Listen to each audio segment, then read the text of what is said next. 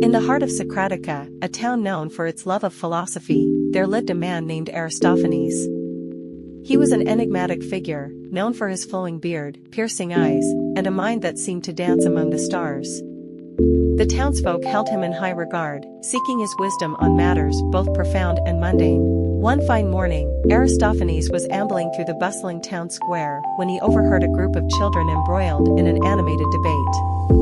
Their laughter filled the air as they discussed which animal, if it could speak, would be the rudest. Intrigued, Aristophanes decided to join their discourse. A question about the manners of animals, he mused, his voice like a gentle breeze. It reminds me of the words of the esteemed philosopher Thomas Szasz. In the animal kingdom, the rule is, eat or be eaten. In the human kingdom, define or be defined. To ponder the rudeness of animals, we must first explore the nature of rudeness itself. The children fell silent, their eyes fixed on Aristophanes, eager for his wisdom. Aristophanes, with his characteristic gravitas, continued, "Rudeness, my young friends, often springs from misunderstanding and a lack of empathy. If animals could speak, they would have their own languages, cultures, and ways of life. What we perceive as rudeness might merely be a result of our inability to comprehend their intentions and expressions." To illustrate his point, Aristophanes proposed a remarkable experiment. He challenged the children to spend a day in the forest, observing the animals in their natural habitat. The aim was to gain a profound understanding of the creatures that shared their world. The children accepted the challenge with great enthusiasm. They ventured into the heart of the forest, observing the sly fox, the majestic eagle, and the playful dolphins. As the day unfolded, they marveled at the intricate social dynamics and communication methods of each species. In the evening, the children returned to Aristophanes with newfound knowledge and stories to share. They spoke of the fox's cunning ways, the eagle's awe-inspiring flight, and the dolphin's complex social interactions. They had come to appreciate the richness and depth of the animal kingdom. With a knowing smile, Aristophanes said, "You see, my young friends, rudeness often emerges from a lack of understanding.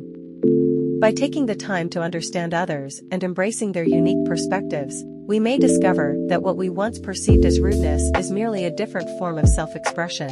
The children nodded in agreement, realizing the profound wisdom in Aristophanes' words. They returned to their homes, eager to share their newfound insights with their families and friends. Word of Aristophanes' thought experiment spread throughout Socratica like wildfire. People from far and wide flocked to the philosopher's humble abode, seeking his guidance. Aristophanes became known as the philosopher of the animal kingdom, and his teachings on empathy, understanding, and the interconnectedness of all living beings resonated deeply with the townsfolk. Aristophanes' wisdom transformed the town of Socratica. Its people began to live harmoniously with the animals surrounding them. They realized that, rather than speculating about which animal would be the rudest if it could speak, every creature had its own unique voice and perspective to offer. As the years rolled on, Socratica prospered, and Aristophanes' influence continued to grow. However, an unexpected visitor was about to arrive, a traveler from a distant land named Alexandria. This traveler was known far and wide for his intellect and was rumored to have unraveled the deepest mysteries of the universe. Upon his arrival, the people of Socratica gathered in the town square to hear the traveler's wisdom. He spoke eloquently of the cosmos, the nature of time, and the origins of existence. The townsfolk were spellbound by his erudition.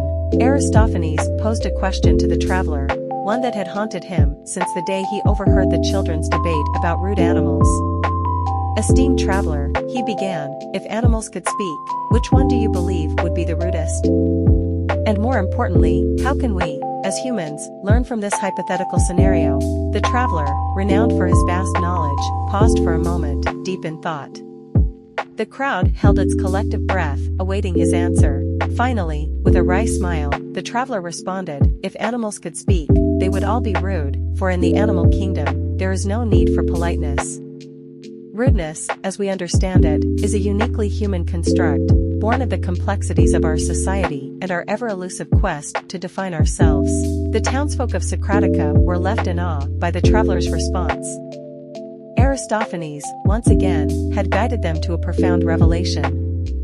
They realized that their quest to determine which animal would be the rudest if it could speak was a reflection of their own human nature, bound by societal norms and expectations. As the traveler departed, Aristophanes' teachings took on a deeper resonance. The people of Socratica understood that in the human kingdom, the power to define their interactions with the world lay within their capacity for empathy and understanding.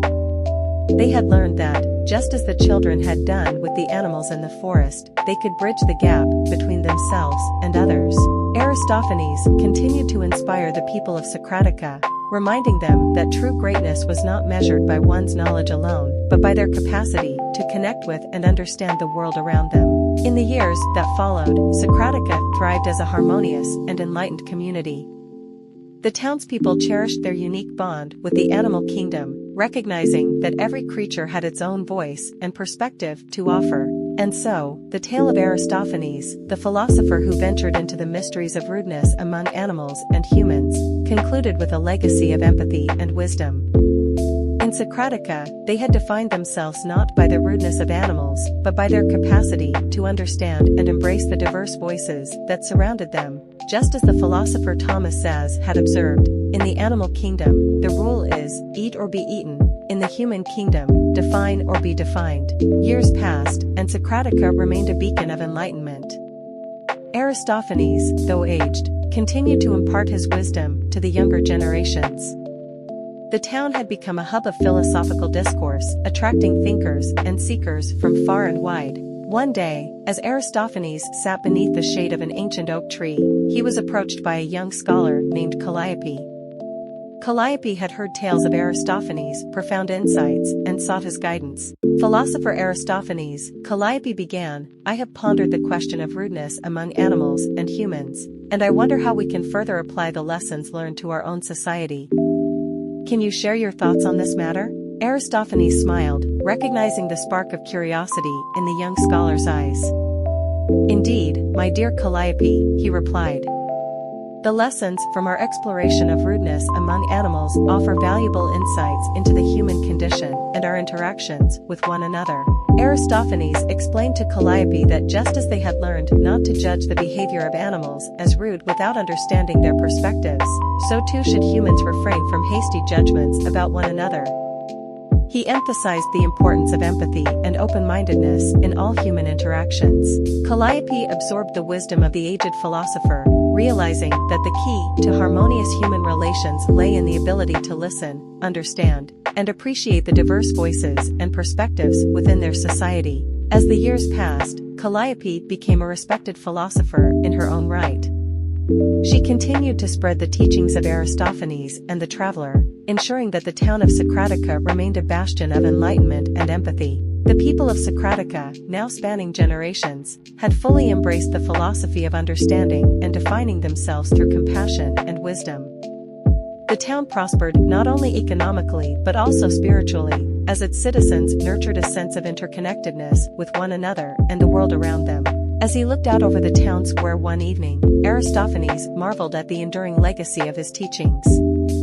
He had not only inspired individuals to embrace empathy and understanding, but had also ignited a movement that would shape the future of Socratica for generations to come. In the end, the story of Aristophanes, the philosopher who delved into the mysteries of rudeness among animals and humans, exemplified the power of empathy and the capacity of individuals to redefine their world through understanding. In Socratica, they had not merely sought to define rudeness, but had defined themselves as a community bound together by the threads of compassion and wisdom. Just as the philosopher Thomas Szasz had observed, in the animal kingdom, the rule is, eat or be eaten. In the human kingdom, define or be defined.